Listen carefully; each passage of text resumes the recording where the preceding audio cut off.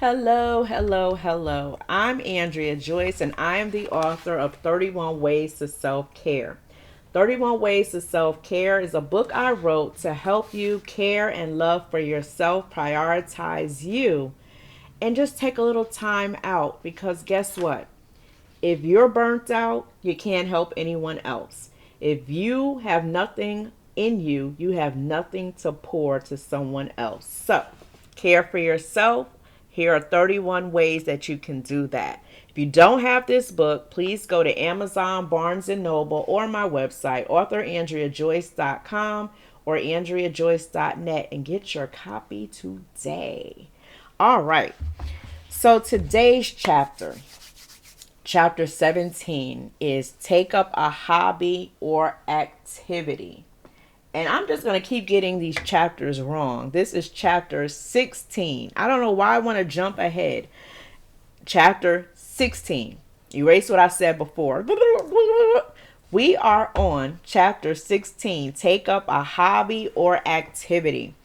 And so, excuse me, what we're talking about today is doing something that you want to do to spend some time away from work, away from home, away from family, away from whatever.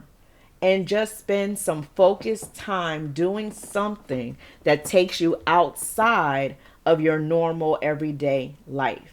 So, here's a question I pose to you. What do you like doing? What do you want to learn how to do? What do you want to do for maybe 30 minutes a day at least? Yeah, I know you're busy. No, you don't know what you want to do? Okay. See, I'm listening to your excuses because I've had them all. I used to be, and this is my confession, a workaholic. Gasp. I know. You can't believe it. I worked 27 hours a day, 12 days a week. I was always working. It's what I knew. And so work also became my haven when I didn't want to deal with my home life. I'm just going to be really honest with you. That's what we do here. We're very, very honest, right? I'm transparent and I'll be honest with you. There was a point in my life where my home life was really bad as an adult on my own. Actually, I was married at the time and I did not want to go home. I didn't want to have the arguments. I didn't want to walk on eggshells. I didn't want the tension. So I stayed at work for as long as I could. I would be at work even when work was closed. There was much work to do, and I found ways to do it and get it done. Working is good. It's necessary, whether you work for someone else or for yourself, for your business, for your goals. But it has its place. It's not something you're supposed to do for hours and hours and hours and days and weeks and weeks and months and years with no break. It's not. You have to have time for you. You have to have time doing something fun. You have to have time to enjoy yourself. You got to. Otherwise, you'll find yourself burnt out, which I did several times in my life. So here is why I suggest taking up a hobby. Even though you're busy, even though you have that full plate, remember we've been talking about that full plate in these chapters. But in that full plate, remember the pies that we used to have, the pie chart, and we would split things just like you would a regular pie? You're going to have to adjust some of those things on your plate and give them less time and give yourself a little bit more time. And this is how taking up a hobby will help you. If you do something fun that you enjoy, it helps you to replenish and be refreshed so you can do the things you have to do, like work, being a spouse, taking care of children, going to school, working on your business. You gotta have some time to just enjoy. This question was posed to me, I want to say it was last week. The author of the question said, what do you do that you enjoy doing? What are some of the things you like doing? One of them was something that you do that you enjoy, that you get paid for. Another was something you do that allows you some healthy ways to live.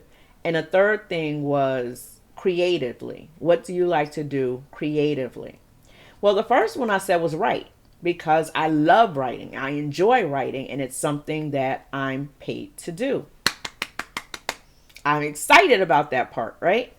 The second thing I put was dance and Zumba because those are things I enjoy doing that are health beneficial to me, right? Okay, my camera's like, Andrea, stop. The third thing, what do you like doing or what do you want to do creatively?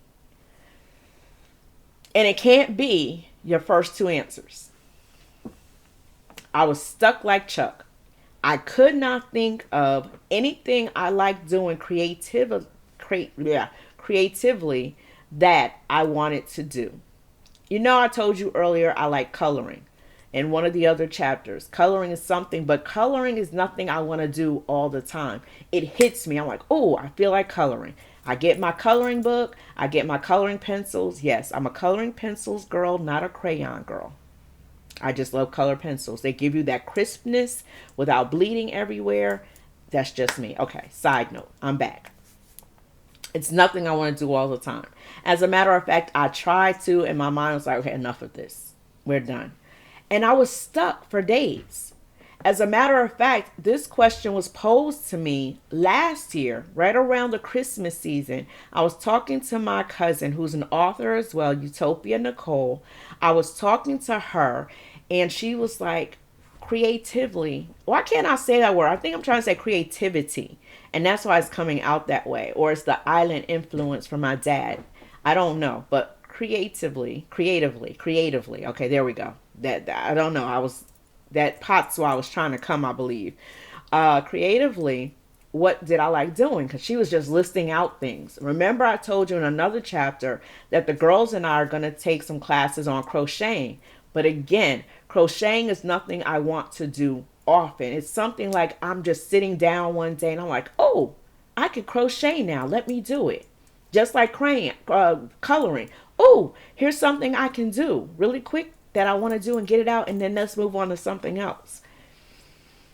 She had a whole list of things she enjoyed doing. She's actually a painter. Do you see the paintings? Oh, I'm on this side. I always get confused as to what side it's on because on my side, it's over here, but on this side. But anyway, she painted my signs. You see, author, look. Author Andrea Joyce, she did that for me. And she also did my painting, I Pray for You, You Pray for Me, which was my birthday gift last year. And I really, really love it. And she has gotten so great with her coloring. With her painting. If you look at my book, Seeing Past the Storm, she actually painted that. She painted my book cover, and my new book that's coming out next year, Triumph Through the Storm, she painted that cover for me as well. She is a phenomenal painter, but that's not all she does. She has so many different things she's creative about and she is gifted to do. Like my daughters, they write poetry, they sing, they put music together, they write songs, they paint. They have so many avenues of creativity. I don't have that. I'm just being honest with you. I write. I write for pleasure. I write for business. I write for work. That's what I have known all these years. I'm not a painter. I like painting like a wall sometimes. There's nothing I want to do. I don't like interior decorating. I can see it in my head. It's hard for me to put it together. I can see it, visualize it, see the colors and everything, but putting it all together, not my thing. There are things I like. I love flowers. I love plants. I'm not so much wanting to plant plants and plant flowers and things, but I love the beauty of them and I love caring for them. But the work to do it, it's not anything I enjoy. So I sat there last year and I had no idea what the answer was. And she gave me this book that it was an activity book to help you be more creative. I think I had some friends that were working on the book with me. I'm going to blame them. We did like chapter one.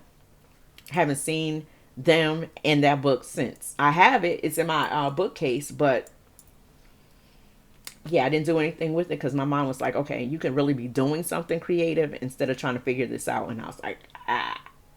So this year, when that question was asked, what do you like to do creatively? Creatively, oh my gosh. I've got to practice that word. I feel my dad when I say it. Um, I had no answer. And I actually sat and pondered and I was like, I want an answer. So let me figure out what hobby I would choose. And it struck me one day last week, the end of last week or the beginning of this week, because we're at Tuesday now. I figured it out. Something I enjoyed doing in my youth that I could do every single day and never grow tired of it. Painting the ceramic figurines and things like how you see my elephants. Look, I'm going to figure out how this is set up because to me it's, oh yeah, that's right. Okay. How the elephants are and they're painted so beautifully. Like I used to do things like that. I went to Catholic school and my sixth grade teacher, Miss Lucy, shout out, love you. She helped me. She had a class after school and we would paint ceramics, all different kind.